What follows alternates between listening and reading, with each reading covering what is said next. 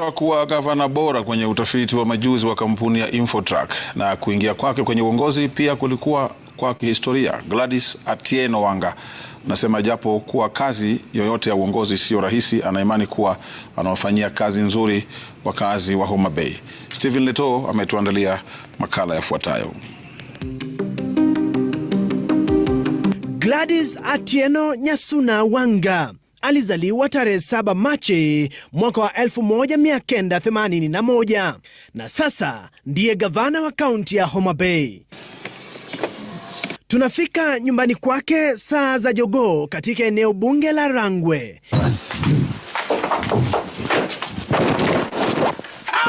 Leto, how are you? Nzuri sana. Karibu sana, karibu kwa village. Gavana huyu alikuwa akijitayarisha kwa mazoezi ya asubuhi kabla ya shughuli za siku nzima. Gladys Wanga anasimulia kuwa gavana wa Homa Bay ina changamoto zake, kwani ni kaunti iliyo na visiwa kadhaa. Tulipokuwa tukielekea uwanjani kwa mazoezi, tunapatana na eneo ambalo liligonga vichwa vya habari mtandaoni: Ochotodong. Ochotodong is in Homa Bay. Ochotodong can be two things. One is Ochotodong, how you pronounce it, which means it has cut and it has remained. But there is another translation for Ochotodong. If you pronounce it Ochotodong, then that means the prostitute has been left. Baada ya dakika chache tunafika katika uwanja wa Raila Odinga. Ni uwanja mpya ambao sasa ndio uwanja wa timu ya Shabana FC kutoka Kisii. Shabana is our home team here, lakini we are Kogalo by blood. Sometimes Arsenal linaangusha watu sana. Lakini wewe naona ni but wow, so that I don't get on your bad side and jeopardize this interview. Wengi wameuliza ni kwa nini uwanja huu ukaitwa Raila Odinga. Raila Odinga is not celebrated enough. The people of Homa Bay felt that it was time that they honored the father of devolution, because this stadium, up to where we've reached, is fully out of devolved funds. Wanga anasema kuwa yeye ni mraibu wa michezo kutoka mchezo wa raga na hata soka. Gavana Wanga ameorodheshwa kuwa gavana bora zaidi nchini, haswa kwa masuala ya afya. We had a lot of focus, for example, on the health sector. We came in, the referral hospital wasn't doing too well. You know, a CT scan, to get an ambulance to take a patient, whether it's to Kisii or Kisumu, it takes 9,000, maybe 9,500. To do a CT scan is the same 9,500. So if you have to take the ambulance to take you there, you will pay as much as the ambulance. So we put in immediately a CT scan, which we bought fully using county funds, and we put it in at the referral hospital. The renal unit was not functioning.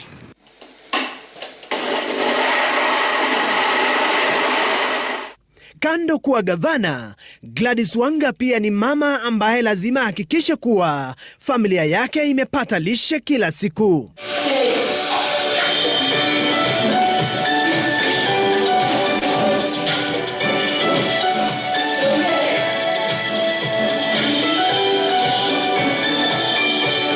Kabla ya kuondoka kuelekea ofisini, anasema ni lazima aandae kiamsha kinywa kwa familia yake.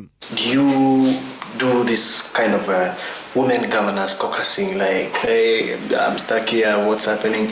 And I mean, do you consult each other as the female governors? We consult, we have a group, we throw in our challenges, we consult those who are our seniors. Many times I can call our chair of the council, Governor Anne, and ask her, how is this running? We consult with Wavinya, with Ses, with Susan, with Kawera.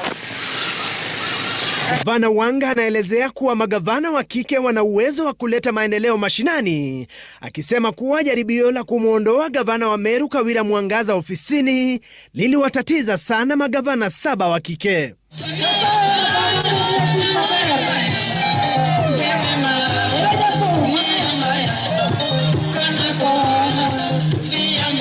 Baada ya hapa, Wanga anakutana na makundi ya akina mama katika sherehe ya kufunga mwaka.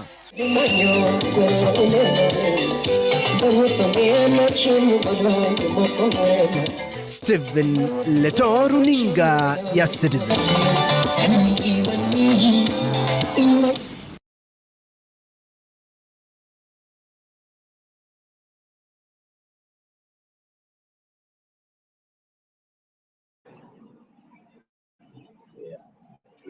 To the international community in Kenya is not led the right way.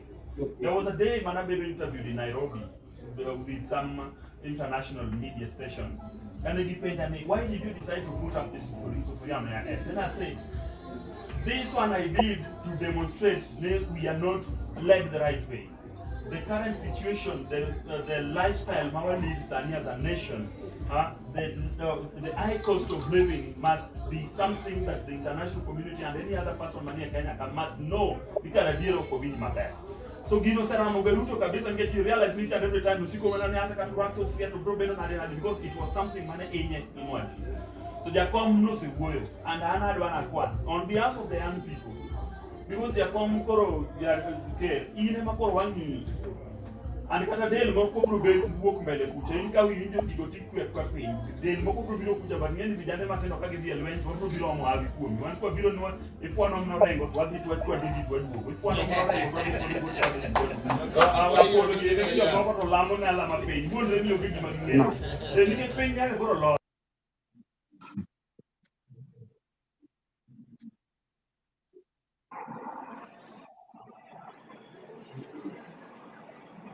Machiegni Urumaya en Onagi gi Twak Makende. Twak makelo dongruok mar Onagi kokelnu kod an Aboksan Aila koya gwenge mag Netherlands. To kawuono ang'enu penjo ni to ang'o madhi nyime? Gima dhi nyime onge yote tisa. Nyoro nunengo ni wabed gi mheshimiwa kae to due to technical hiccups kata due to unavoidable circumstances nokwanya tudre gi mheshimiwa, but kawuono wayudo thuolo to waseloso mitambo. Iwacho ni onge ringo pondo to nitie. Kawuono mitambo tiyo to nyaka wawinj wach mane mheshimiwa nigo nyoro. Emomiyo waduogo kae sani nikech a promise is a debt. Tuliahidi, sasa leo tunalipa deni. To kapok adhi nyime aneno Caroline kawuono chal ka gima budho ber. Ilrieny manoma kanyo donge. Kawuono budho ber, budho maratipo. Adwa go erokamano karwako jowinjowa gi jogo manenowa ni machiegni uro e budho ma kawuono. Wadwa ni mondo warwak wendowa ma en Obungo Wich mondo mi onyiswa ni sani state ma wane sani oneno ka igani dhi terowa nade. Igani dhi terowa maber koso dhi terowa marach? To kodhi terowa marach, ere kaka odhi terowa marach? To kodhi terowa maber, bong'iswa ni ere kaka odhi terowa maber. To kong'isowa ni igani dhi terowa marach, oneno ni gin ang'o giri monego bed ni timo mondo mi kik wahinyre kaka dhano mantie piny kae, kaka jogo man piny. Kata bed ni ji ka Obungo Wich kedonwa e diere kanyo, jakom ni malo kacha, Obungo Wich giri kedonwa e diere ka. Ere kaka gin joma nie diere ka dhi geng'o joma ni piny kae kik hinyre zaidi. Karibu sana wendo wa kawuono. Karibu sana mheshimiwa. Happy New Year Jatelo. Happy New Year. Okay, once more, thank you very much. Happy New Year to everyone, to viewers, now, listeners.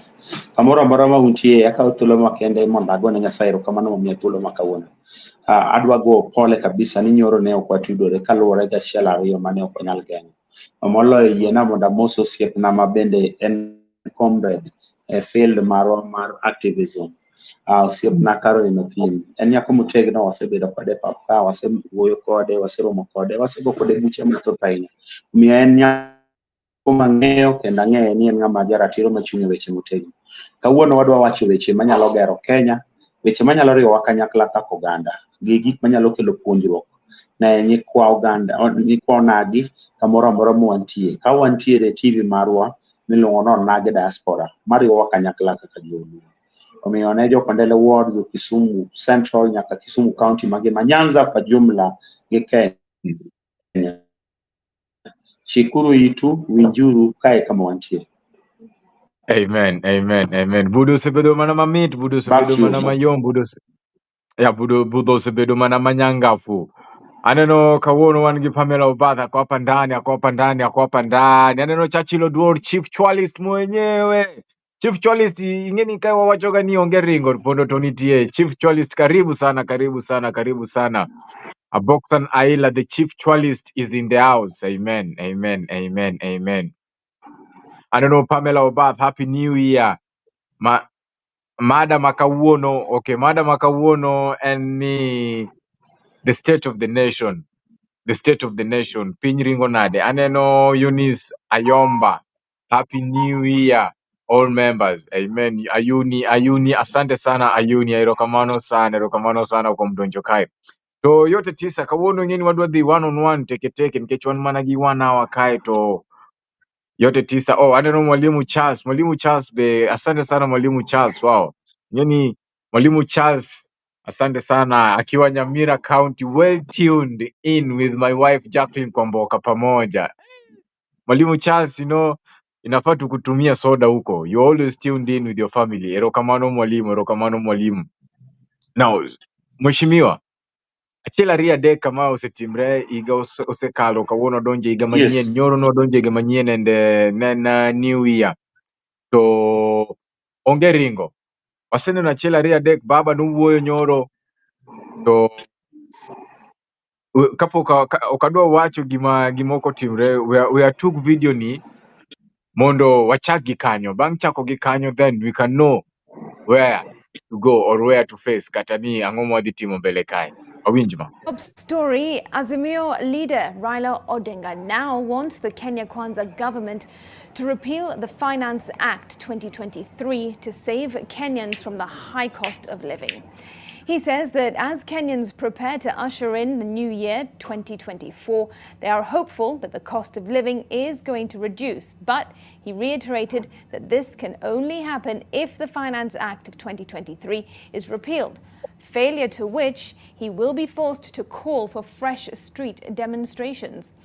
Raila spoke when he attended this year's annual boat race and tug-of-war competitions at Whitlam Beach in Bondo constituency, flanked by Siaya Governor James Orengo and Rarieda MP Otiende Amolo. Lakini sisi wenyewe tulisema gharama maisha ilikuwa ni juu, tukaambia serikali wasiongeze ushuru, wakazidi kuongeza ushuru. Na hiyo ndio imeleta hasara kubwa kwa Wakenya. Tunasema mwaka mpya hii sheria ya kodi mpaka itolewe, ili finance bill mpaka itolewe. Asipotoa hiyo finance bill, tutarudi kwenye uwanja. Tutakuwa Wakenya uwanjani. Tufanye namna hiyo. Nataka tufanye namna hiyo. Wakazi wanaunga mkono, nione mkono hapa. Na tunaingia kwa mwaka mpya tukijua ya kwamba hali ya uchumi ni mbaya, hali ya uchumi ni ovyo, hali ya uchumi inanyanyasa wananchi, bei ya bidhaa zimeenda juu.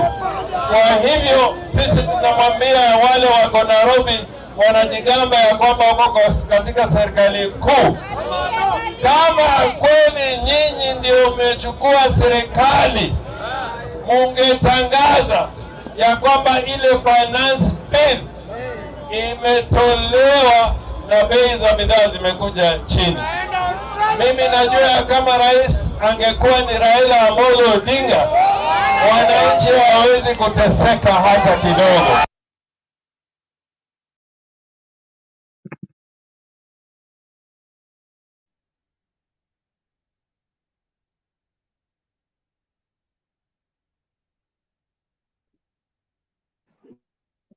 Yes, Mheshimiwa, ineno kaka piny wacho, gima baba wacho, gima governor wacho kanyo, gima jopiny bo wacho. Wadwa winjo kuomi in kaka leader. Akia ni Karo in gi penjo moro, maybe I don't know, kapok oduoko penjo ni kata kapok apenjo penjo mara. Or an gima dwa penjo wendo ma Kawuono en ni mana gima na penjo mokwongo en gi pache oneno ni igani dhi chalo nade kaluwore gi gima baba no wacho kanodhie e boat race en oneno ni igani dhi chalo nade. Yes, Mheshimiwa. It's okay. Very quickly. Very quickly. That is a very good question. And duoko mara en kamae. Ing'eyo maber ni joma riek kata jo wagunda nowacho ni choices have got consequences. Mokwongo adwa ni mondo mi ago pole kabisa. Kenda anyiero oganda manogoyo ombulu ne William Samoei Ruto. To an awuon ka antiere kawuono adwa ni mondo jo Kenya duto ng'e ni an awuon pod ok recognize William Samoei Ruto as the President of the Republic of Kenya. Simply because I'm my constitutional right to say so. Kechonge katiba o compel ani nyaka aluonge ni my president. Two, adwa ni awach ni piny ok dhi maber. And when wawacho ni the whole of 2023 nye ok odhi maber kodwa kabisa, because things were so tough from the beginning up to the end. Kendo nye watieko 2023 marach seriously. Currently as we speak, the year monitored onto the school. This is the time Mantino register into different schools. From Form 1 and up to Form 4, we are still waiting for the results to register our students and our pupils to different schools. Anyalo duoke 100% so sure ni onge anything good that we are expecting come this year 2024. Simply because Governor of Central Bank knows kucha, the tough times is ahead of us. The advisor to the president, Milongone David D, there is nothing to laugh about. Paying the marach, the economy is not an economy that is sustainable. The economy can never be revived. It's an economy that is dilapidated or lower the standard and lower gauge on. We cannot expect anything good. Based on the view, Katapach Raila Amolo Odinga, Yakom Maro Moluoro, the people's president, the one that I voted, and I don't regret calling him, and I still call him my president. It is something that we are going to face in this 2024 because we have a government that wakes up in the morning, just decides on attacks, and it is there. People are forced to implement it or to give out the taxes that the government has come up with. They are imposing taxes each and every moment. So this government, a government that has got no moral authority to be in power, government that cannot sustain school, a government that cannot provide better health care, a government that cannot give basic commodities of food or basic items to its citizens. That government has got no moral authority to be in power. We are here, and I'm sorry to say this publicly, we are going to face a lot which are going to be very unbearable on our side. So one watching is the Katiba Marwa 2010, Nomio Watsuolo, on the Wabedi Sirikal Array. Sirikal Mokwongo, national government, Sirikal Marario, county government. A structure of national government, one tier the majority and then minority side. In the minority, in the National Assembly, the minority leader and Honorable Opio Wandai. Opio Wandai speaks in the National Assembly and he gives out the views of the minority side. And the views of the minority side is the views of the majority on the side of Jopain, Nikechu, Jopain Sani, they are not in the government. And on the side of the government, again, their leader must give out their views and their opinions out of the stand of the government. The person who is outside the parliament but is assumed to be the opposition leader is Raila Amolo Odinga, and he commands a very huge following. Is the one who dictates Kaka Pin Kenya Sani and the political. And that is to tell you, he's told us that this 2024 it is like we are getting to the streets. In the event that the Finance Act, which was challenged in the court, it is now an act of parliament because it was already enacted into law in parliament. This Finance Act, in the event they were thrown out by the courts, then it will force us to get to the streets. And personally, I will be leading the Soforia Revolution Movement members in the streets of Kisumu, Nairobi, Eldoret, and all parts of the country, because Soforia Revolution Movement is not just a local movement, but it is a national movement that is recognized and it is recognized and known by everybody. So Mandamano is there, and we are telling our people, because the only language that the government understands is demonstration. Today, Nichigi Manadwak Pain, courtesy of the Sufuria revolution, or the courtesy of the Sufuria Mandamano. And Newadok Chien, we know we ended up with the bipartisan talks or the national dialogue team, which came up with some resolutions, which hasn't been adopted up to now because the Raila Amolo Odinga has refused to accept it, simply because it did not tackle so well the matters touching on high cost of living. And remember, that is why we went to the streets. We went to the streets because of several other factors. The first factor was about high cost of living. Second factor was about the interference with the political party. So the social democracy, the way political parties are managed in this country, Mano was also an issue. Another one was the issue touching on the server, which we said we must audit the 2022 general elections. The government has refused to work towards those instructions or our views and ideas were present before the national dialogue team. They ended up coming up with their own things. So far, based on the national dialogue team committee report, they are telling us that we are likely to get to referendum and to create other offices, but to discuss what the high cost of living. So in short, Caroline, onge any hope, what they ignore, and tough times ahead of us, Kenya.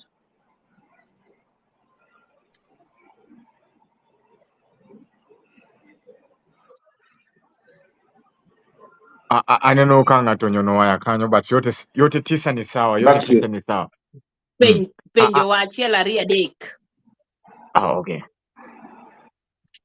Nitie joma aneno ka Churchill bende penjo kanyo ni maandamano ma iwachnwa gimoro, ang'o miwacho ewi maandamano ma baba oseliekoni, ma jakom oseliekoni. Jomoko be wishwa happy new year. Aneno ka Churchill ochako medo penjo kanyo ni Mheshimiwa Obungo Wich. Ok ni apingo jakom, but what if he is using another method apart from maandamano, nikech jowa osetho mang'eny due to maandamano.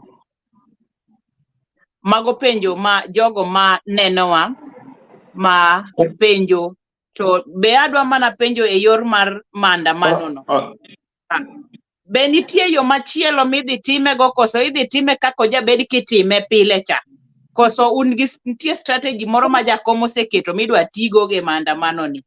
Mano kore penjo mapenjo ka wachakwa mede gi machachilo wa penjo.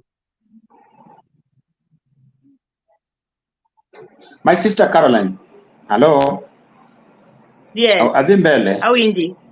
Yeah, Adimbele. Adimbele. My sister. Yena moda nyisi kama eyo mamuol.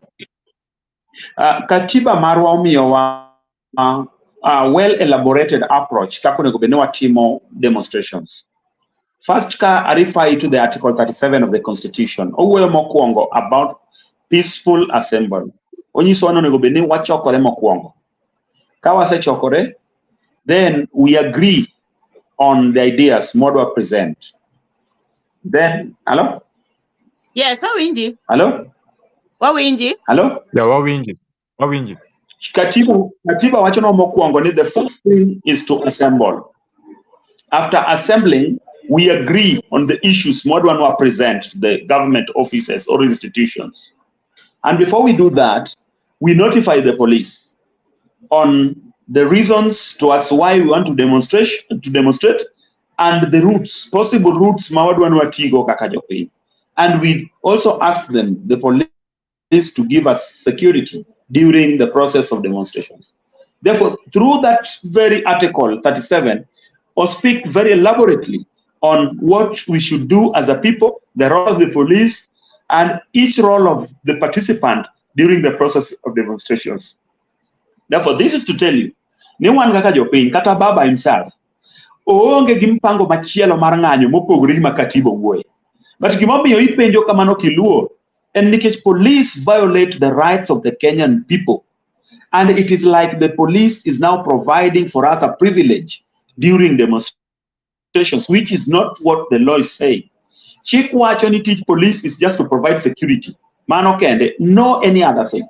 But you realize each and every time we get to the streets to demonstrate, the policemen always tries to provoke us. Gi provoke wa, gi intimidate wa, they throw tear gas, they hit us with rubber bullets, they end up killing us and even torturing our people. Mano is against the law. I mean, we always follow with the constitution, with the institutions that are guaranteed in the law. The first institution is the IPOA. It is the role of the IPOA to oversight the police. That is to tell you, somehow we could demonstrations and mana realize the same consequences, the outcome. Anyone, two, police brutality has to be there. 4, torture and mayhem, magjo wanyaka timbre. Like kaka no timbre lenda mane police golo udi. You realize the police golo udi? Were those people anywhere doing any violence, any in the streets? Therefore, let us not blame Jomatimo demonstrations. One kaka Kisumu Kai, and kaka the real organizer of demonstrations in Kisumu, I went even to Nairobi to organize for a serious demonstration in Nairobi. We always do it very peacefully, but the police ends up beating us. So I don't want the one demand amano. Yes, we may, can that you get the language? We may, or we are likely to have serious demonstrations this time round. And let me just to assure you on this. Demonstrations this time round, it is not demonstrations for the Luos. It is not demonstrations for the Luyas. It is not demonstrations for the Kikuyus, but it is going to be the demonstrations countrywide. Sani and one kaka Joluo, we are even saying, and we've told Baba several times that we walk a street, don't call demonstrations yet. Because when Baba called for demonstrations, people blamed him, Baba, he stopped it. Immediately stopped it. Now people have started crying about the high cost of living, and even the Kalenjins are talking about it. The Kikuyus are demanding that they get to the streets. They're only waiting for somebody to ignite the street, ignite or to call the demonstration. And that is why I can tell you very openly. Nisa mawe kodi kaya babu luongo demonstration wang niendi aboksan gi Carol. Baba himself will not stop the demonstrations that is going to happen. Because all the bill maduong kapesa majo Kenya tebile. In fact, wangukua bi mandamano, so William Samoei Ruto must be fully prepared. We are going to get him out of State House, and that is our bottom line. Wadi go leoko, kendo wadi make sure ni wakete oko kendo wadwaro na machielo wakete office no. Mind Raila Amolo Odinga mano win the elections mark on 2022, and that is my belief. And we are not sorry for that. And I cannot even regret about that. So be rest assured, the demonstrations is on the way. Amen, amen. Ingeni ma injili ma kidagi ni kinyawinjo gima jadolo wacho to sauchi polo kidhie. Jadolo se wacho kanyo to an gi penjo an gi penjo moro ma ni swala nyeti in case of lack of better words. Kwang'iyo higa mokalo ne wachako round 1 mar maandamano ni. Bang' chake round 1 etiyo ngoja stage manage round 3 wadonje round 3 ni kidogo waneno babo luongi babo posre. Bang' mano kwachako waneno maandamano. Bang' mae etiyo next month Ruto nyaka wuogi ng'ani nyaka wetelo. Sani ng'eni wawoye 2 years of power, wadong' mana gi 3 years to ng'ani soe, to still the same message as a layman. Ng'eni kaka jagweng' eno wacho ni yawa karo ato pile ning'iso ni wawuog ni kawuono wawuok ichaki duoko wa saa 2 iduoko wa ot ni wadhi wuok saa 4 otieno. Saa 4 otieno wachopo nyaka 3 days later. Podi to Bungu wich mheshimiwa pod nie ot kocha eno madho chai. To karo huko kara natuweke ti tumtoe. So what is what? Ama ni nani anabeba ufala hapa? Ama what is going on? To jok moko be allege ni eti tulishaiita mzee tukampea chai. Eti tunajua kazi yake. So in kaka the ringleader, the referee Mudum Kanyo, what do you say about that, Mheshimiwa? Just in case, for Christ's sake, and personally, I don't have hope. Apparently, Bobson, where does not understand who Raila Amolo Odinga is. Raila Amolo Odinga is a different person to understand. And very few people, even the people around him, doesn't understand him and how Gikakotimo begin. Let me tell you this. Jacomi is somebody who listens very carefully to what the ordinary citizen talks about. Kendo kane ji opinyo kwae ni mondo oluong ng'anyo, noluongo ng'anyo because jo piny nokwae. Kaluwore ka piny nadhi marach. Ka jo piny nonyise no we ng'anyo because gik moko ne gifeel ni nok dhi makare. He heeded to the call from the people, then no ogolo ng'anyo. Sama wuoyo kodi niende, jo piny ema nyiso baba ni mondo mi oluong ng'anyo. Omiyo it is not the same results kaka jomoko ndiko kata kanya questions kata answers. Gima nyaka wayiere ni baba tiyo gi the constitutional setup and a true believer of the rule of law. En ni katiba ema wacho ni onego bed ni ka ji winjo ni gik moko sirikal ok chik gik ma gidwaro to dhi e demonstrations. It is not him as a person ma push for demonstrations. Otiyo mana gi chik kaka chik dwaro. Mar ariyo, ini wuoni nyalo bedo disappointed kaka isewacho no. Ana wuono Kenya bedo disappointed because Baba is really trying. Okay, Kamose disappoint her as a person. Each and every moment. Nzeno, I really always sympathize with him. At his age, Igamayan Gorocha is still struggling to put Kenya to order. While some of our grandfathers, some of our grandmothers, some of the people, money age, Madia Komtien, are just seated peacefully and just happily seated in their homes. But while Jacom is really struggling to put Kenya, Jacom Kawuono adwara nyisi Boxan, whether you are disappointed or not, and everything, monyalo chamo, kendo nyalo dak, kata for example, Kenya sao miyange monyalo dak kata 100 years, to konyal kwa ng'ato pesa. To an kako bungo wich, to ng'ama chielo Boxan. Japin mok nyal kata an ordinary citizen mok nyal kata keto chiemo adek mes. 3 types of meal. Kiwuotho e slums ma Kisumu, we have Obunga, we have Nyalenda, one gi parts of Manyata. Kiwuotho these slums, my friend, it is when you realize now people are really feeling so bad. And even finding somewhere mondo gikete gok ginindi as a shelter is a problem. Therefore, we must tell the people the truth. The problem is not about Raila. The likes of Churchill, let them not blame Raila Amolo Odinga. Raila is not the source of the problem. The source of the problem is William Samoei Ruto, who is at the top leadership of this country. It is Ruto to fix the economy issues. It is not Raila Amolo Odinga to fix the economy issues. Such questions, what?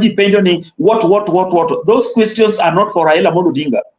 Some of them who voted for UDA, they denied Raila Amolo Odinga power. Raila owes nobody an accountable. He owes nobody an apology. He's only trying his part. He's not in government. He doesn't have instruments of power. The sword ma William Ruto used to wear on no Jacob does not have that sword. So let me just tell you, we need to give Raila Amolo Odinga peace of mind. We need to pray for him. We need to support him each and every moment. We need to walk with him wherever he goes. And the only thing that we need to ask God is to add him more years to continue fighting for us so that we liberate this country from the bad hands of this dictator or this oppressor in the name of William Samoei Ruto. That is what I can tell you. Mano duoko mapek, okachaka med gimoro. Mano amiyo madhoga tawacho gima no rani penjo no. Ang'o mokete ka. To yote tisa, I don't know, Karo, in gi penjo moro nkechu, odwa shift gears mondo wadonje kor kamine kae. Okay. Mheshimiwa, iduoke maber kendo aneno ka nitie jawinjo wa moro iluongo ni Pamela Obath wacho ni plan B onge. Same techniques expecting different results. Mano e shida marwa. then we don't embrace youthful leadership. Mano paro ni winjo mano then Churchill owacho kendo constitution set up osetamre obungo which constitution ni tiende ni katiba ni ng'anyo ma peaceful ni ok nyal koro en kata tek to wadhi ineno kendo aneno inyalo yeah. miatula duogo inyalo miatula duogo moro Yeah. inyalo miatula duogo moro Yes. Hello? Just to speak the truth.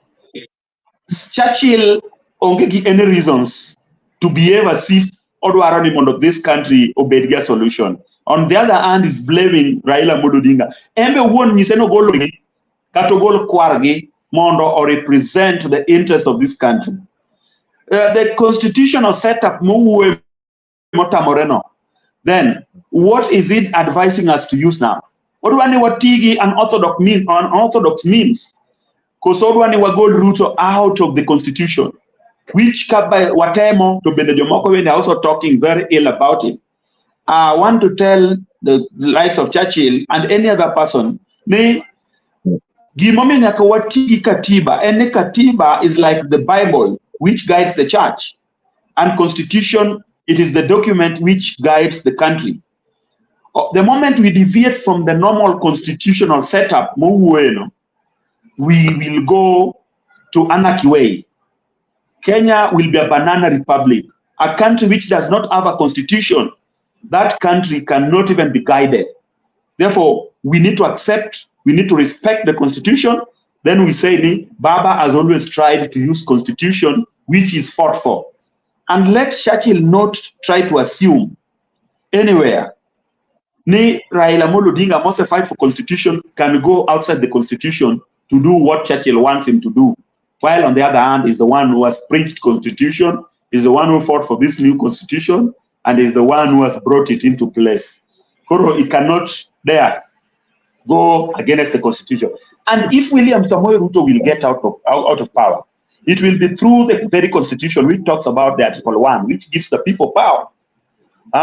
It is through that very constitution, mommy jopiny power, jopiny mabrogo le office, but not jakom bro timo gimoro mopogore. Miyo constitution ema nyaka watigo. Kata fail, constitution ok fail. Yeah. One must fail kaka jopiny. Let me just give you an example. Pinje man oko kaka Tunisia, pinje man oko kaka Egypt, pinje man chalo kaka Somalia, pinje gi eki jopiny osetiyo gi katiba, gi pachgi gi dwachgi, magi golo rogue leaders in power, magi keto jo magi dwaro ni mondo tinegi yo maber, magi dwaro timo their wishes. Omiyo Kenya bende nyaka ti mana gi katiba mondo jopinywa duto wate kik wa blame ng'ato. Kik wa blame ng'ato, but gima nyaka watim en ni nyaka wawuogi nikech we all have a responsibility. And kaka Obungo which when you asked me today about boxer, nobody pays me. When I was doing demonstrations, when I was putting on the sofuria on my head, when I went to Nairobi, by the time I was traveling to Nairobi, getting to Nakuru, going to all these places, it wasn't because somebody was paying me, but it was because I believed the country was not led the right way. Therefore, I said, the Constitution gives me power as a person, therefore let me exercise my constitutional right. Because the same Constitution says, we delegate powers to our elected leaders. But in the event they fail, so we take that delegated power back to us, and we can even get to the streets to demonstrate, or we can even exercise it by removing those in power democratically, through a democratic way and a process. So that is basically what we need to do. Let Churchill do his part. Let me do my part. Let Raila do his part. Raila is not God. He cannot do everything. Let him not blame Raila each and every time. Let him blame himself for the problems that is facing this country. Because after all, Nogo Kura and William Samoei Ruto. And the moment you can go Kura and Ruto, cage. Can go Kura and Raila, cage. Can go Kura, cage. Cage kaji te, Giodenyo te, Churchill ma uwe kani odenyo. Obungo odenyo. Namachiel odenyo. Karo yuwa kanyo embo odenyo represent women embe odenyo, mon odenyo, mtindo odenyo, jodongo odenyo. Jomongolo denyo, Kenyans odenyo te. This is a bad government. We must take it home for us to survive. Okay. Okay, thank you so much. Thank you, Honorable Obungu. Chenro makawuono en kawuono en Onagi gi Twak Makende. Makawendo wa makawuono en Honorable Obungu Owich. Ng'ano motelo ne Sufuria Revolution. Erokamano bwana Obungu Owich. En mana ni gima watemo ng'iyo en ni wayudo ni ing'eni wate an kaka mwananchi makawaida modak awach ni kaka jokondele mi represent ya wan Islam kacha wan go bunga nitie mama moro mantie bunga piny kacha ma ok oelewa gima constitution wacho gima chik mar Kenya wacho. Yes, the constitution allow mondo wa picket mondo watim demonstration to koro okia ni yo mane monyalo luwo mondo mi odhi oywak kata odhi owach ni mae e gima dwaro. To nitie jogo ma otelonwa kaka in kaka Obungu Owich ma ka japiny wacho ni Obungu Owich ineno ni watim nang'o mondo mi wabed gi kwe kata mondo mi wayud kaka wanyalo chiemo. Nikech wan kaka Onagi gimo ng'amo ni nyalo konyowa be momiyo sasa mwaneno kodhi marach tene mwaywakne ni baba donge koro watho baba koro watim nang'o nikech wan mane leader mwang'eyo ni nyalo konyowa kata nyalo chung'nwa. Koro sasa ma japincha en gimong'eyo ni ka ng'iso Obungu Owich to gini biro chopo kumikonya. Ka wang'iso baba to baba nyalo konyowa. Bedo ni baba ok nie ei ang'owa ei serikal en opposition leader. To wan kaka Onagi wang'eyo ni jatendwa en ng'a? En Raila Amolo Odinga. Koro sasa moneno kantie shida moro piny ka to waduong wacho ni wanyalo ng'iso ng'a? Ok anyal chopo ne baba but ang'eyo ni baba nyalo rakre gi William Samoei Ruto. Gima nyalo timo adhi ang'iso Obungu Owich. Obungu Owich biro chopo ne baba to baba biro ng'iyo kaka ikonyowa. Anaparo ni gipacha kaka japiny man piny manie Islam kacha ma kaka iwacho ni ok nyal keto mil ewi mesa cha. Yudo matek kaka nyalo keto mil sadek ewi mesa, kaka nyalo nindo, kaka nyalo luokore, kaka nyithindo nyalo dhi gimoro amora tek, gimoro amora okethore. Koro watemo ng'iyo ni ere yo ma wan kaka wananchi mapiny. Iparo ni wanyalo tiyo gi means mane mondo mi weche wagi ochopni kata ochopnu un joma nie diere manyalo chopo ne Raila kata manyalo mong'eyo gima chik mar Kenya wacho. Wanyalo tiyo gi means mane mondo mi ywakwa ochop malo kacha kaka mine, kaka nyithindo, kaka jodongo, yudhe mane ei gweng' kae mamoko pok ong'eyo ni constitution wacho ang'o. Ere kaka wanyalo chopo mondo mi ywakwa dwarowa owinji. Nikech seche moko wacho ni wadhi e maandamano. Nitie kana moro enong'no papwa ni ji nie maandamano. Koro ere kaka wanyalo kelo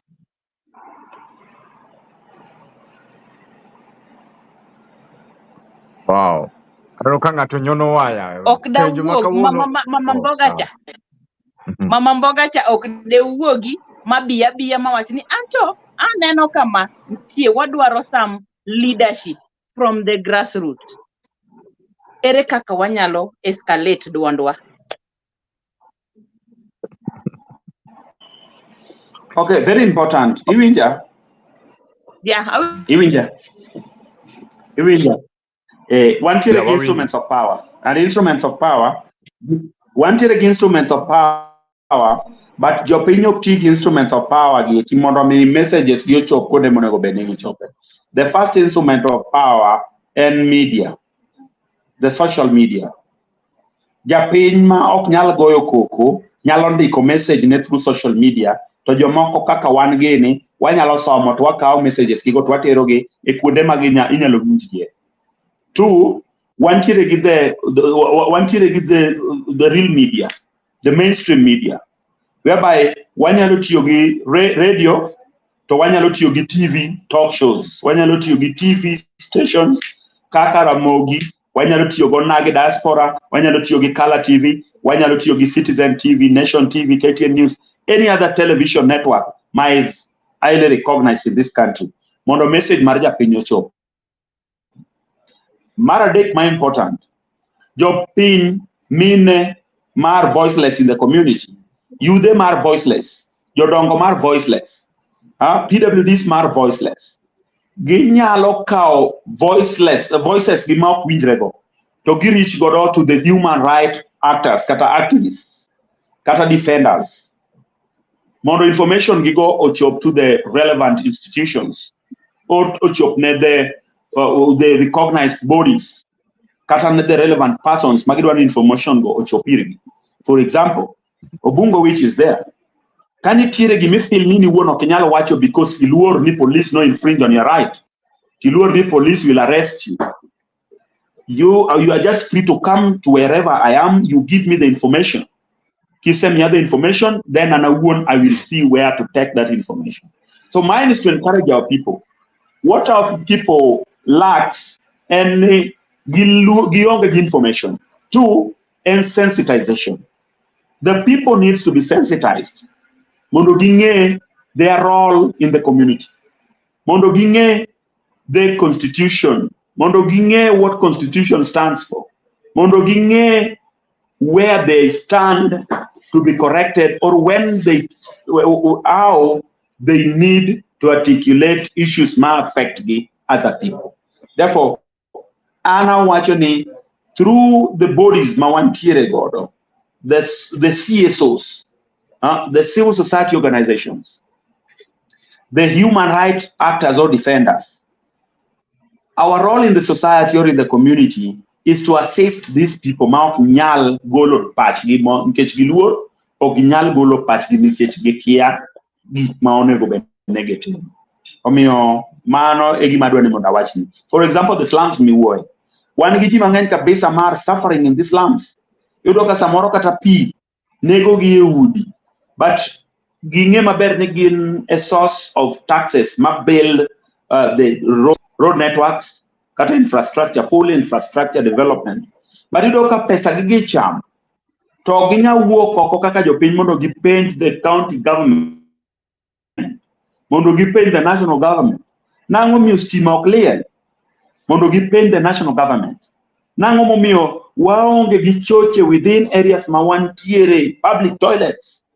Ang'o momiyo skunde waricho to nyithiwa somo kuonde to wachulo pesa as a country. So magi eki, it is upon us kaka human rights activists and defenders to come out very publicly to question these officers, to all leaders who are in offices accountable mondo mijiji eki olosgi kunde ma wantiere. So that is where we come in as leaders. Okay. Yeah. Sorry. Angi point moro madwa make kai. Apparently, Gima Churchill nepenjo what Churchill was saying in the previous question. Actually, gini wasebedo wadhi maandamano pile to results is the same old results. Aneno nitie jawinjo moro ka iluongo ni Debra Wino. Churchill oduore yo achiel manyaka nene. Tibe gin ging'eyo ni Karo ebu twende hapo kwa yo comment. Churchill aneno ng'ato okay. Churchill yo achiel we've only used wasetiyo mana gi yo achiel en mana tear gas mano kaito bang'e owacho ni kae Raila Odinga jaduong' bede mariek wang'ni.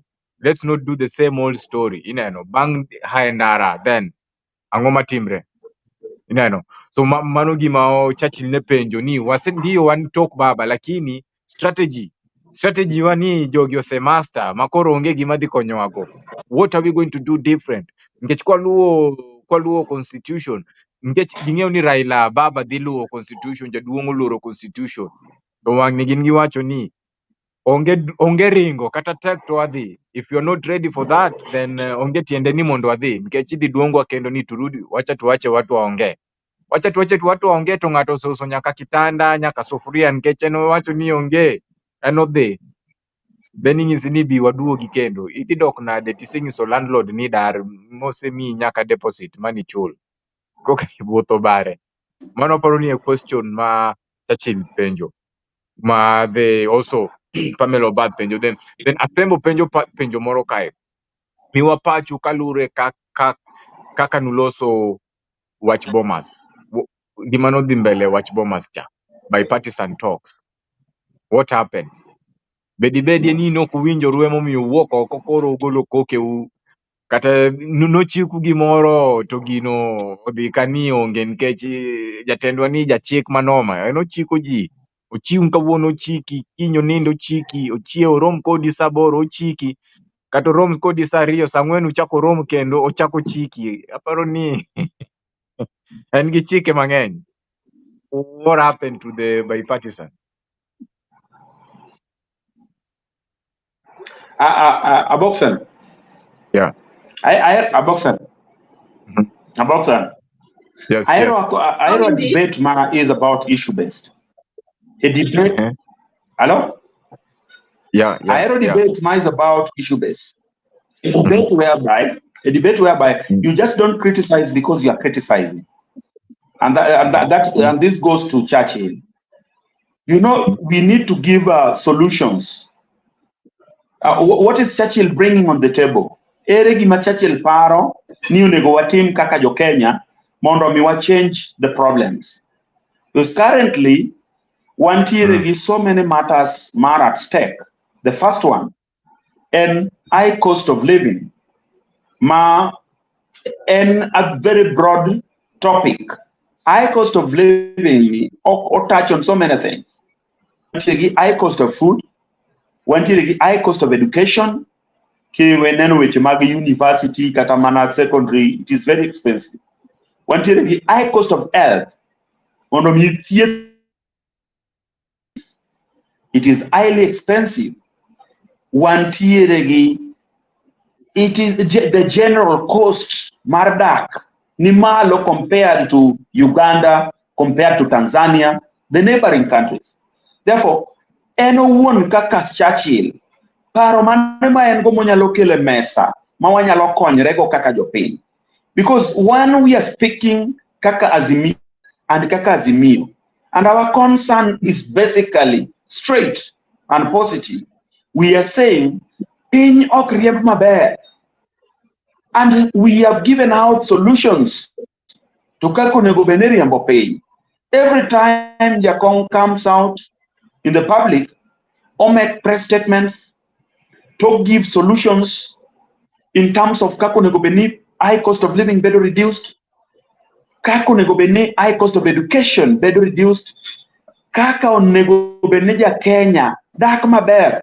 The other day, William Samoei Ruto just stood up and just told us, "Ne osekiwa na vijande chich oko, you bed watchman oko, you lokre mei dangogi, you osekiwa several chances oko."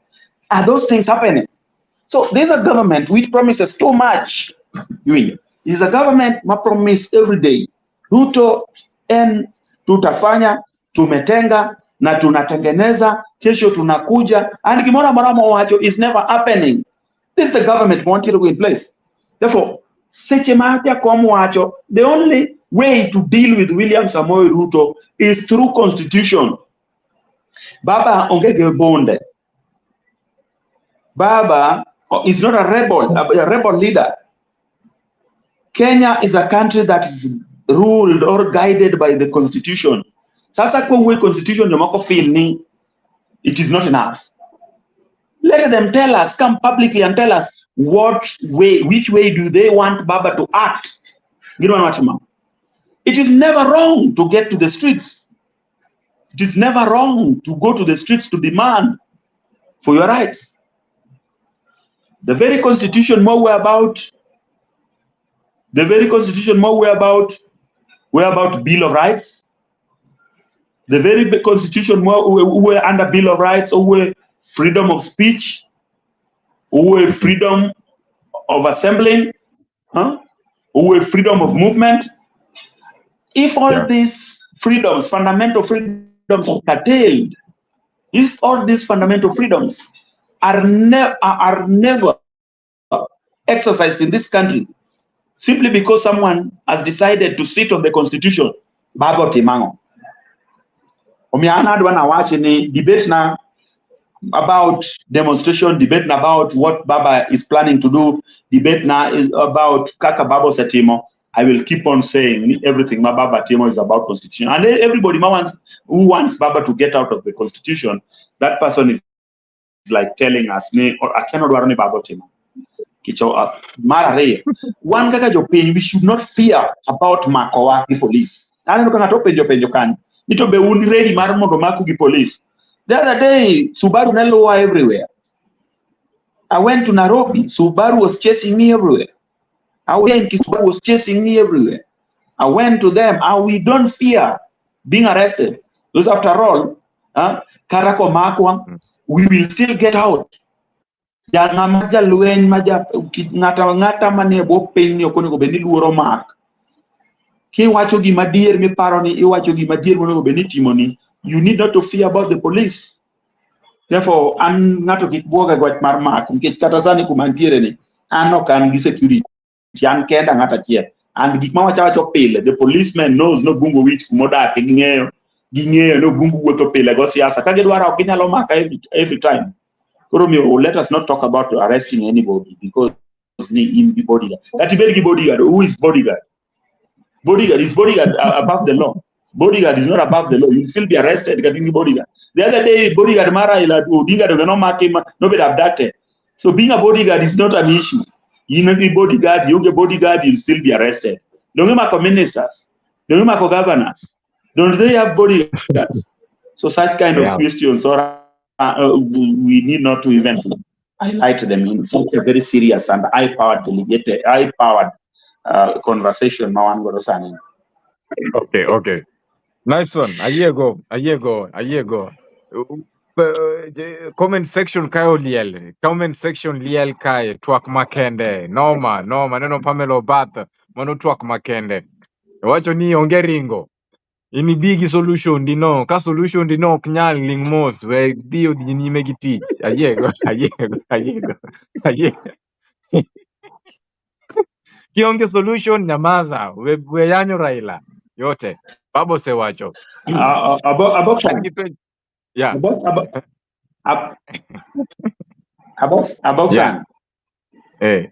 Ni Kenya as a country wants the free democratic space or right of every other person. It's either you are in UDA or you are in a or you don't subscribe to any political party. That is encouraged in law. So anybody who is in UDA, let them tell us their agendas. Us as Azimio supporters, let us also talk about our agendas publicly. Let the UDA supporters not discourage us or prevent us from talking about our policies or our manifesto. UDA is the government in power. Any other political party, money power Kawuono. Gimaduong maruto ne gobernete monoa. Supporters magruto te majo UDA. Ruto no chiko jo Kenya gikmanodwa no timne jo Kenya. That is why I'm against this idea of registration. My UDA London wagwane gidwa register. What are you registering while you are already in power? 1 year, just 2 years barely after being put into power through your own orthodox means, why are you registering as people into a political party as if what the elections the next day? Sani and William Samoei Ruto should use the opportunity to bring development, to give out job opportunities, to work on social economic empowerment on the side of the women, the side of the youths, the PWDs, and even to engage all Kenyans on matters touching on social economic empowerment. Or register UDA. What is UDA going to give us as Utaka Supporters Magazine? Because failed. Ruto has failed to completely convince Kenyans that he can run this country. He's been given time because no power. Because power, usiku mnano uhuru no kaola ge pesa. Uhuru pesa nege kwala. Samoa jino uhuru no kwala pesa. Donge nene deputy maro uhuru. Tenem no kwala pesa. Donge nene no kwala pesa. He was the one using money to run across the entire country campaigning with the resources magyo Kenya. Lutio give fuel magyo pay. or launch projects which are not there. Usiko mnane to me launch, or launch nyaka P. Tap water, monego beni MCA ma launch. Or launch cattle deep. My MCA monego beni launch. Or launch ghost projects, barabara maungi. Then can do projects man launch can deputy president. Sani ndi kendo chako relaunch kendo same projects go kid. 10 president mani power monego beni implement the projects man launch. Who is this person? Man ofu malich kabisa moko nego beni lungu karane president. Omiyo ngata ma support en ngamo fuo kako fuon. Anda onge giluoro seche ma wacho ma. Emo miya wacho maber ni sani ndi de yuti mora mabiro gwenge kuonde montie ni wacho nwa register. Bro chamo kiboko mapoko dwaro ne nikech okibiro nwa register o jo pinyo den. Waselo so team ibro chwa di sawa. E bi kikelo nwa development kikibi ni nyizwa nwa donji UDA. UDA chietago kwadwa winjo. And that is the information that I'm passing out publicly. I don't fear about any other consequences. Mheshimiwa. Mheshimiwa,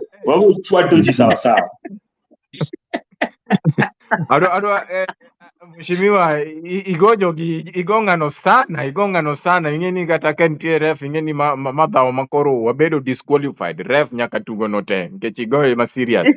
Okimiye yweyo maru yweyo. Hey. So Caroline, kapo adoni somnwa comment mar Debra ni. Debra wacho gimoro ka. Debra wacho ni telo mar Ruto no ochuno ukaiwa punda. Okuwere kode jok ma oyie gi telo neno obi ulos mau. The truth is there are people who love him to death and there is nothing you can do about it. Chuno gini rach ne ok solution be gimor gitende ma owacho ni rachno. Magi ywagruok manono to gima ne utimo nitie. Azimio engage, think tank. So wouru maandamano go gik manono. Ero awinji maler ni UDA is in power. If you can beat them, join them. Then an gima adagi en gik mamiyo ji tho kaka maandamano. To mae moro mano iluongo ni Arab Dog Madida. Ananeno ni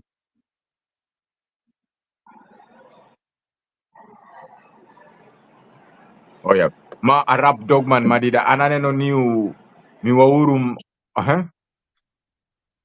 Machwago lweny duk to kawadhi e ndara to ibo muoch pierwa marach to wabedo past tense.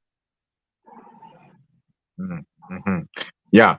So mheshimiwa magi comments mak jopiny kae to nitie moro Pamela Obatho wacho gimoro kae. Pamela said something. Wacho ni that's why the government that's why we got representatives. That's why we got representatives in country and at the national levels. Aparoni mano Pamela nete moduoko ni whom do we run to kawangi Chenro kaka jomane piny. Aparoni mane ma Pamela te moduoko ni wangi jotelo from the county level nyaka national level. To an gi penjo moro mheshimiwa kapok wadhi nikech waneno sa oseri. Aboksan. Yes sir. Yes Jatel. Aboksan. Yes, kapok ipenjo. Arapo penjo ondiko gimoro kanyo. Yena mondo anyisa rap ni gimotemo wacho no mano en gimoro ma ok onego bed ni discuss. En uwe about ni mondo wachiw mach uwe bonde ni miwauru bonde mondo ji onegre mago gik ma I cannot answer as a leader because mano gima kanya duoko. Mar ariyo oyiene mar wacho weche UDA mowacho awinjo kwacho ni wek bedo ni wan anti UDA to waonge tools mag lweny. Ana wuoyo based on the constitution. The constitution oyiena mar mondo mi I subscribe to any political party. Oyena mondo mi abede UDA, oyena mondo abede Asmin, oyena mondo abede ODM. Therefore, it is not an offense to be in ODM or to subscribe through Azimio. Mana dwani mondo wapuonjere. Debate mawantiregi, the purpose of bringing us as leaders to debate is to sensitize the public on the roles It's not just to come here to entertain or to entertain or make people laugh about the issues that we are discussing. Two, the role of the president is stipulated in the constitution. Therefore, my bet wacho ni kia ni wawere gi office of the president nikech nitiere other officers.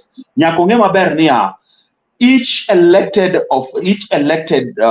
leader or representative need a role to play. That is why the role of the MCA is to represent, to legislate, and to oversight. The same roles applies to the office of the MP, members of parliament. The roles of the governors is to implement the policies maintained within the county, the structured policies in the county. And the roles of the senators is to oversight on the county funds, to make proper legislations in the Senate, and they also impeach the president. That is the role of the Senate. And the role of the president is to first to unite the country. Is a symbol of national unity. That is the role of the president. The role of the president is to roll out all development projects in the entire republic. The role of the president is to protect the country from external attacks through the institutions that are in power. The president needs a role to play. So, can Samangato Paroni Odwarani assume the office of the presidency is led by the president and the deputy president? That office is there courtesy of our taxes. Your pain, Emachulo Usuru, Momio President Ichulo Msara, President Ringo Gichopa, or Ringo Gigeche, or Dark State House, Nikejo Pay. Therefore, we have a role. We have a role and a purpose to discuss that office. And nobody can hold the office of nobody can hold president as if president is his father or is his husband. All of us are supposed to discuss. Let us move on. Taxes Tokopo no dak maber nikech en kod pesa gichamo ka UDA. Owewa wa discuss kendo wawuo ka wa support jogo mathagore nikech wan wachung kwa represent of human rights activists and defenders. That is a concern. Manyaka wa bring fourthly. Kendo jo piny nyaka winji. Miyo same dak maber kikipane ngama chielo bio dak maber. Anadwa represent Kondele Ward. A slum area. Maka ukinyi kachio to Joseph Ongoda. Your pinyo se bire out cooking. Mano nindo case. Your pinyo se biro sa 1 January. Dari kaparga beach jichako di school. Your pin kon intend gi okalo kaka register to schools is a problem. Jima yu akweche mag fees, jima yu akweche mag thieth, jima yu gimane gichamo onge. And samara morama awuoyo about my people. Okabie TV onagi kaka kona nyalo biro nagi katu just to make people happy. Kata nadwa moroji. I'm not a comedian. Mondabio Nagita Mondamorji. Anabino Kamundanis is the real state of the nation. Nepenyaraj. And we must talk very publicly. We must talk as if we are standing on the highest top of the mountain. Mahanegi maduang matuaro ni mondo wanyis jopiny mondo jopiny obed that information. That is why Anna won. Sasa I risk myself at the street. I risk not for my family.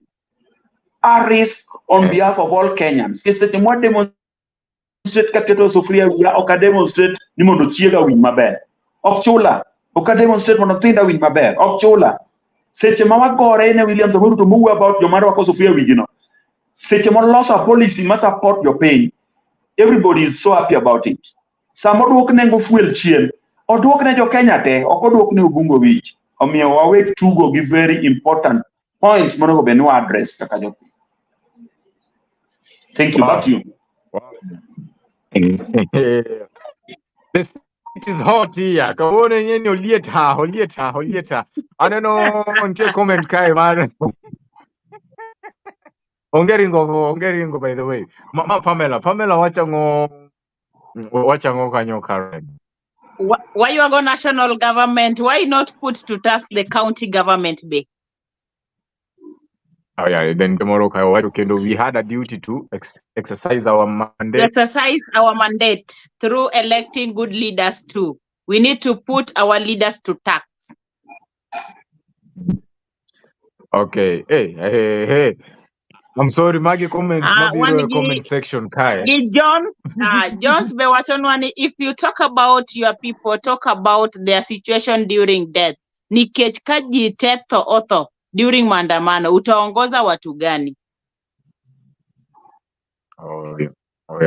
So yote tisa mheshimiwa. Ingeni ntia comments moko makayo okanya wacho nikechidikelo yote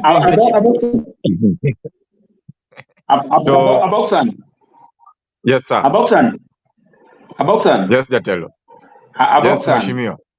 Yenamona duoke about ni nitakayua about 4G. Yenamona nyise ni samoro ko follow amabe.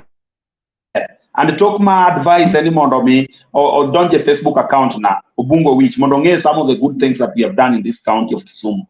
And I want to tell him publicly, ne ana won ka Ubungo which I organized for demonstrations against the police brutality in Kisumu. We did a petition to several offices. We did a petition to the office of the DCI. We did a petition to the office of the ODPP. I personally did a petition to the Inspector General of Police. I did a petition to the IPOA. And all these offices, and even to the ESCC, all the offices that we did petitions to, never these petitions only to show to it, one Kakajopin, we are frustrated in the manner in which the police is exercising their duty. Because the constitution is clear on the role of the police. Police is not a police force. The current constitution says that police is a police service. And the role of the police is to provide services. They are service providers. They are not supposed to kill the people. They are not supposed to torture the people. They are not supposed to brutalize our people. The police are supposed to provide for security during demonstrations. I repeat, they are supposed to provide demonstrations they are supposed to provide security during demonstrations. Therefore, that person that is providing blame games to somebody like me, he doesn't know what kind of roles and stages I've gone through. Monome will make sure they will correct such kind of methods my police is providing in this county. Jomanoto during Yalenda massacre, I did a peaceful demonstrations. We approached several other offices. We contributed and not because I contribute my personal money. Now I contribute my personal money. We did candle lightening. We went to these burials. We provided some little cash to the family. We contributed and not Let us not just come here writing the good messages for people to read them. Oh, I shall okay a lot of things. But national government their role as they must explain the roles. The county government discuss man video money post and we are going to discuss that. And that's when you say which I cannot provide oversight role to all officers. I can only do to my level. Kawuono Kobungo, which I can only provide civilian oversight to the office of the MCA for Kondala Ward. And I cannot do it to the entire county. I can, at times I can talk about what is not well or done properly Kisumu County. But nitianga machelo bende mawanyalo chakware ugodo idea. Okanyalo niti anawuone maduogo about Kisumu East, anawuone about Kisumu West. At the same time, I don't worry about Nyakach, I cannot provide the entire oversight role to the county. Therefore, we all have a duty to exercise it. And the duty is to see to it new hold our leaders accountable. Katamana obetano. And the word kamantie. What do I ask from today moving forward? Uchak nyisi wakora. To ang'o mosetimo ma waneno ka change wabedo godo e county ne? Governor ne osetimo ang'o maber? To ang'o ma MP ne osetimo maber? Nikech en owuon gima osepenjo MP ne. Owesi kopenjo gik moko mag issue two questions, to questions go, they are not even directed towards a person. Unyiso no go kure ward man, to no go kure constituency man, to go kure county man. To what changes are she provided from our comfort zone? Those are some of the things that we need to discuss moving forward. We build a society that is free, corrupt-free, a society that is full of development across, a society that all our leaders, that's what the Constitution stipulates. And that is what I want us to do. Asante sana Mheshimiwa, asante sana we accept all the comments. I'd just like to say nagimado wacho ni samineno joneno biro nikech joneno maneno wa gin joma kuonde mopogore opogore go joma pinje mopogore opogore. Koro yudo ka sometimes ng'ato nyalo penjo gima ni e chunye, to gima ni e chunye no be seche moko ok nyal dhi maber gi gima watimre nade we are trying to articulate. Koro ne jowinjo wawacho ni wamed mana winjo chenro, wawinji ni gin ang'o girima jatendwa ni godo mar wacho nikech nwatemo ng'iyo ni pinywa ni ochiko kanye. Tang'o mwa expect. To so far kaluwore gi twak mwabedo godo nyaka ne wachaki, wayudo ni koko waseling'o nyaka wiwa e bur, wachiko kumarach. Kumwachiko ok ber ahinya. Maka gimoro okotim gimoro ma can help us very fast, manyalo konyowa mapiyo. Taparo ni wabiro lal nikech sama rwedhi ariyo gore, owacho ni jo Azimio gore gi jo UDA. Wan kaka joma ni piny kae, wan mwahinyre saidi kendo ahinya. Kendo wamedo hinyre. Koro gima ne watemo ng'iyo twagni, watemo ng'iyo ni ero wasewinjo kuonde ma sirikal dhiye marach, gik monego bed nwatimo, to penjo maduong' ni in kaka ng'ama nie position manyalo konyo, ng'ama nie position manyalo chopo e social media, in ang'o ma ikele mesa? Wow. Mheshimiwa, waneno kanyo kantiere iwacho ni taswishi technical. Oh yeah. Ne jogo mantie grassroots, gin ang'o giri maginyalo timre nade, maginyalo timo mondo mi giwe hinyore saidi, nikech nitie mama moro mantiere e Obunga kanyo, nitie mama moro manie i Nyalenda, makata mana twagni emoko nyalo bedo gi thuolo mar neno, ok onyal bedo gi thuolo mar winjo. Wawacho social media platform, seche moko iwacho ni onyalo biro iri mondo mi owachni, kako onyalo yudi bedo matek. Ere yo mane mwanyalo timo, nikech wacho ni watim sensitization. Mwanyalo timo sensitization to the grassroots level, mondo wang'is jogi what is expected of them, ang'o ma ginyalo timo. Be ginyalo wuok oko kar rombgi mondo gidhie mandamano, koso en ang'o ma ginyalo timo mondo nikech gimotemo ng'iyo gino manyalo konyogi. Giseche makoro piny osebedo matekni, watemo ng'iyo ni ere kaka jogi nyalo konyre. Wawe donje e dhao ma rwedhi ariyo gi nie dhao sama ji dhao to nitie joma hinyre piny kae. An kaka mwananchi ma kawaida mok nyal keto kata mil, wacho mil 2, 3 kata 2 nyalo tama kete wi mesa.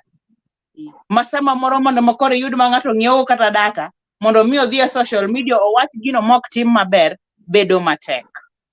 Ere kaka japiny ma nikech sama idhi miyowa parting shot, otemo ng'iyo niya, sama imiyowa parting shot, ere kaka mwananchi ma pinyni ma ok nyal yudo kata pes data, pes credit or ni message kata or message e platform. Nche wan gi citizen party, wan gi participation, public participation. Onge kata information gi dhie participation. Ere kaka wachni dwa chopone mwananchi man pinyni mondo mi oyud konyruok. Oh yeah. Madam Caroline, Ani any personal kako bungo.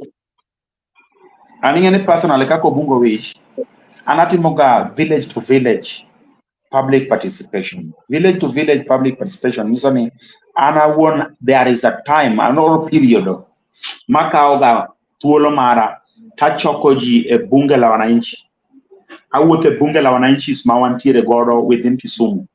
Anyalo dhi Makondele, ai Makondele dhi Mamigosi, ai Mamigosi adhi Makawosh, Kawosh, abiro Manyalenda, Anyalenda, abiro Chuny Town, wakae wantiere gi bunge maduong' kabisa. Bunge maduong' to the Central Square, one gi Senate, one gi Manyata.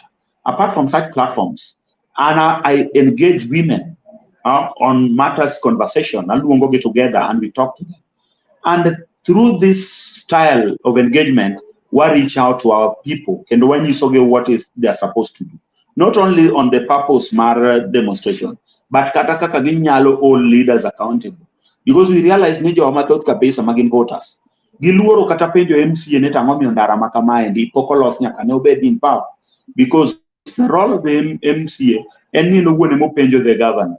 Ni angomo mio pesa makama osekete budget kendo se luong koro nying project machalo kama jo piny pok oyudo project no despite the fact ni pesa ne oseketi kata ja piny nigi ratiro mar piny nango momiyo pok waneno kon gi value for money over project machalo gi mae. For example, wan gi Kosao market migero sani e Kondele. It has taken more than 7 years. Down the line, pesa minyisi no setigo is not equivalent to what you are seeing on the ground. So such kind of questions gin gik ma jopiny nyalo penjo. Baraber ni miyawo kata Kondele wo ikono yawo 4 million 3.5, but they are not equivalent to pesa mosetigo on the ground. So such kind of things gin gik monego benwa penjo. Bursaries, iwacho nono goal bursary which is 4 million, but nyithiwa mayudo bursaries gin nyithijo momeo emimiyo bursary.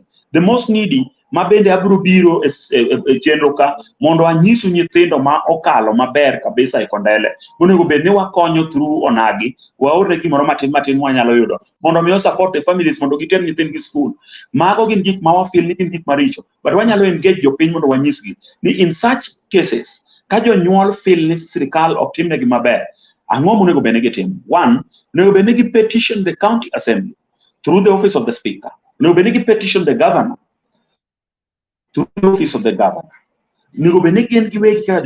They can even petition the EACC. Inyalo ndiko barua gite through the EACC. Mondo EACC see to it ni projects no sekete ne pesa. Bende otimgi mondo wabed gi value for money. Mopogore gi mano, jopiny can resort to demonstrations in the event that these offices are putting on what is expected of them. So through such kind of elaborate program, and I want to engage my people because I understand what the Constitution is all about. And you know what I watch? Ninga mok nyal bedo gi credit. Na mok nyal nyiew data. En gi ratiro nikech radio nitiere pinje te. Sani ng'ama onge credit, onge data, en gi radio. Obro winjo bungo wich e lolwe radio. Obro winjo bungo wich Jowi radio. Obro winjo bungo wich radio Lake Victoria. To jok ma bende gin exposed bro neno bungo wich Onagi Diaspora TV. To gibro explain na jopiny. Because our role kaka jopiny, our role as leaders, and ne joma nyalo chopo e Onagi TV, gikaw information Obungo wacho, giter ne joma ok nyal chopo e Onagi TV. That is when we help the country. Because Obungo cannot do everything. You expect me to walk to the entire parts of Kisumu County to explain a point. I lack resources. I lack the mobility power. I cannot be in Nyakach. I cannot be in Seme. I can't be in Kisumu East, Kisumu West, Kisumu Central, and I cannot be at the same part in Nyando and Muhoroni. I only go to where I can go. So, let us utilize the information. If it is information about development, if you add anybody who is planning to empower your people, whether it is a microfinance who is planning to empower women or a PWDs, that information should reach to the public through you as a leader. That is what we need to do. Mondo kiko wakonyo ganda wa ekonde timwantiere. Sirikal mwango sani, we have lost hope. Penjo mani penjo, ka nyisi ma very important. Penjo mani penjo, en neto be wabi maber kako ganda. Anu ni kendo maber karo musipna. Ni onge any hope for the country. Sirikal ni endi komedo nego mafuta Kawuono, mafuta Kawuono ka en 225. The next time kodwoke, to dwoke gi siling achiel, to kucha komede, to mede gi siling 4. That is the government Mawantiere go today. This is the government Mawuondo ji kendo nyiso jo Kenya ni mogo dhi bedo siling 70 kochopo dwe makama. To dwe makama ni ka mogo onyiso ni dhie supermarket ibro do ka bech mogo en 150 to ke dhi tido ka en 220 en 220 tikoni gi minister manie power ni bech mogo odwoko piny. This is the same government macho ni by dwe mar adek mosekalo ma kawuono koro wan another year in dwe mar adek last year ne wadhi bedo gi gas man en siling 300. Kawuono we are in the year 2024. Gas massing no, you are not seeing. This is the same government. My president El Nino is not going to be there. To allocate funds for El Nino. Then Pesalale counties. El Nino is not there now. It is not there now. The funds are not there now. Nobody is there to account for Pesa. So Maggie against some of the things that we must tell you, we will not sit and see this government waste our resources while we have our voices as a people, while we have institutions that are recognized by the law, while we can talk publicly and make sure that we are heard. My is the same government that President Nyoro Nick cases net to the court. But here are the chief administrative secretaries. Munge Mabere, the constitution does not allow. To here jogi against the law. To here jogi against the high cost of living. Majo penny God. To expect more of your opinion with Mabere. This is the very government. Maserikal Ketongato in the office, the prime minister, a position that is not recognized by law. This person is consuming Kenyans' money. This is the very government that appoint people managing corrupt cases, people managing integrity issues, okay, into offices. And he ends up telling us that he's going to deal with people through the narrative of Mambo Matatu. This is a government that is taking us to the grave. My Serikal, but keep on telling us that no one gets a what day? Atieko. Parting shot. My Serikal. Mani so one what parting shot. So my Serikal mani so one what day no nikech Uhuru noti marach gi pesa. To gin gi anyway gi king your numbers of traveling. Ruto se travel mang'eny moingo periods mane Uhuru travel godo ka ene power, Kibaki travel go ka ene power, to eno Ruto se travel mang'eny kabisa kendo setiyo gi pesa mang'eny ma jopiny. Omiya tieko ka nyisi kamanya tiwa.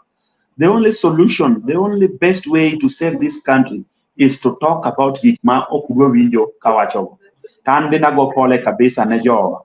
Kanitiere gimoro mawacho marach kata samoro aduoko ng'ato marach na feel ni ne o text message moro ma samoro kodonyo maber akwayo ni as a leader samoro nyalo bedo ni nakier ng'wonna ang'eyo ni wantiere e chenro to ji duto nigi paro moro amora mopogore kendo yiene gimoro pachgi go gibedgo an amor kabisa kuom thuolo ma umiya kawuono to wacho ni abro biro seche duto ma umiya thuolo to akwayo ne governors wang'wen Professor Peter Nyang'nyong'o, Gladys Nyasona Wanga, James Agri Boboren, Uchilo Mbogo Ayako. You are the only hope mawan godo kaka jopiny sama wan go kan because counties ekumanya lokonyo wa ikunde mo wantie. Tiuru maber gi jopes jopiny mondo jopiny one value for money. Gladys Nyasona Wanga erokamano and congratulations for your election kaka the first woman county governor in Luo Nyanza. Matiyo maber kabisa. Wamor kodi Nyasaye mondo gwedhi. Sufuria Revolution Movement is an idea whose time has come. It is here with us. We are only waiting for another revolution or demonstrations to come. We are going to demonstrate it in a very different style. Thank you, and may God bless you. Amen. Thank you. Asante sana mheshimiwa. Wawinjo kaka mheshimiwa owuoyo. Owacho ni kane bed no nyono tiendi kumoro. Samea yeye. Awinjo ka ker ne wacho ni samea yeye. Ko ema ni ne wan gi twak motedore kabisa. To wago erokamano ne mheshimiwa Obungo Wich. Imiyo jopiny ong'eyo nyaka gik moko mane ok wang'eyo. Ing'e ni seche moko ber kiwuoyo Aboksan. Seche moko ber kiwuoyo to in gi facts. Ok ni wuoya ibola wache na wuoyo thore maonge giminyiso wa manyalo konyo. Iwuoyo baramach to gimi wacho onge. Gimi wacho onge. At least kwa Yeah, yudo wendo kaka Obungo Wich manyalo keto wa e yo ngiso wa ni en kama ok en kama. Koro kati biro gi pachi kowinjo ka pachi no ng'en kato nyalo bedo gi wach mar awinjo. Awinjo nyalo bedo ni en miriambo kata adier. Koro yeah. kanitie kumoro ma jawinjo wa betne wanyone tiendi matin wago mos. Chenro ma kawuono nen Twak Makende. Yeah, Twak Makende. On Special edition. gi Honorable Obungo Wich. Ne joneno wa ero uru Yeah, kamano. To wakwani kabisa kendo kabisa. uchaka utune uwinji mbaka ma wantiere godo. Wan gi mbekni mopogore mag ngima, mag siasa. Lakini ne wacho ni siasa kae wang'eny ni gimoro amora en siasa. Tedo chiemo en siasa. Dhi e puodho en siasa. Rwakruok en siasa. Omiyo gimoro amora en siasa. Koro ibiro winjo kwa wuoye siasa mang'eny to yote tisa wagonu nwero kamano. Asante sana Boxer. Amen. Erokamano, wow. Erokamano sana jowinjo waduto te kamoro amora montiere. Jogo mobedo modonjo e comment section kae. Comment section peg, seriously, I've never seen such a kind thing. People are expressing themselves. Aneno kaka Debra Wino nigi comment moro ma peg kae, seriously. To okadua chugo. Ingeni Simba melala, usigonge Simba. Ingeni utaharibu maneno. Simba takuuma. Sorry about that. Comment section kai pek, seriously. There are comments, erokamano sana. The love is really, really, really promising. Debra Wino, erokamano sana. Kikimak na asai comment ni pek, but kasome. Ingeni ongedi nindo, nkech time, you already past time. 1-2 hours past time. To mheshimiwa Kawuono and radical. And obiro moi kore. Ilongo ni mheshimiwa Obungo Wich. Rap dog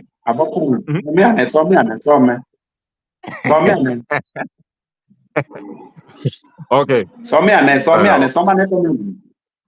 Owacho ka. Somiane. Okay. Som comment. Okay. Some. Wangis Caroline osomnwago. Caroline inya somonwa comment ni. Somnwa comment ni. Ka idwaro nego oyeyo. Ka idwa nego. Yeah, ka idwaro nego oyeyo to chuni ni nyaka iketne trap. Donge inyalo miye sumo cham kata imany igoye gi luth. Onge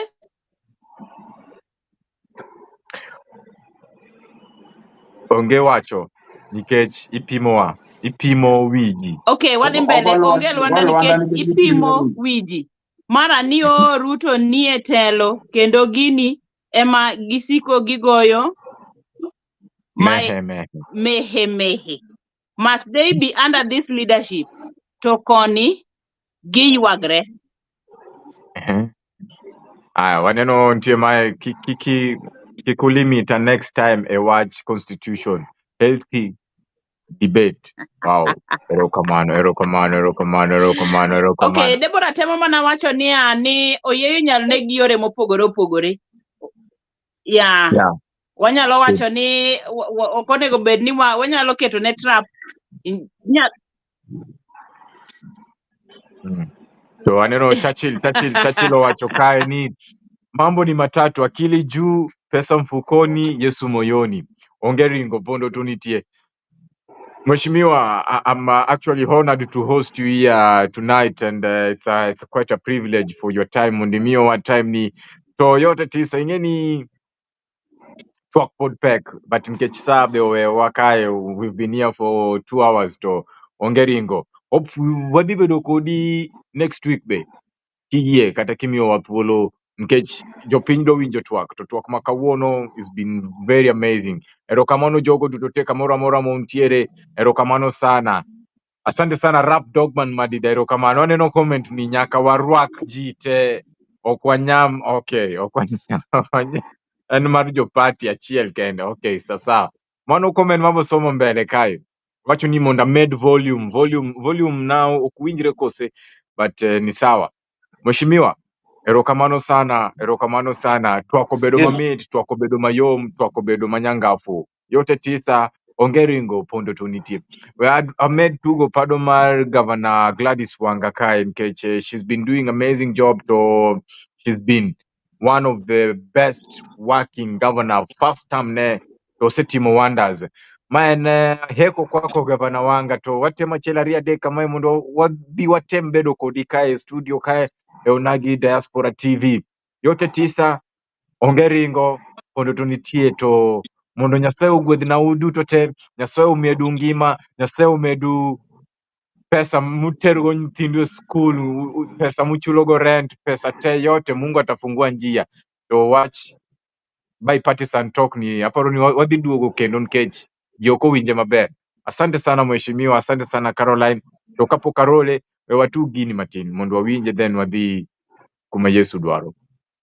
Orodheshwa kuwa gavana bora kwenye utafiti wa majuzi wa kampuni ya Infotrack na kuingia kwake kwenye uongozi pia kulikuwa kwa kihistoria. Gladys Atieno Wanga anasema japo kuwa kazi yoyote ya uongozi sio rahisi, ana imani kuwa anawafanyia kazi nzuri wakazi wa Homa Bay.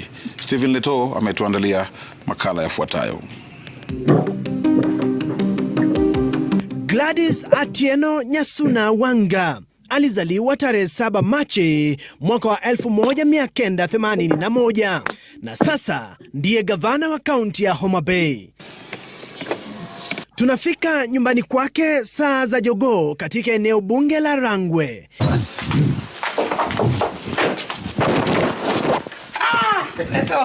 How are you? Nzuri sana. Karibu sana, karibu kwa village. Gavana huyu alikuwa akijitayarisha kwa mazoezi ya asubuhi kabla ya shughuli za siku nzima.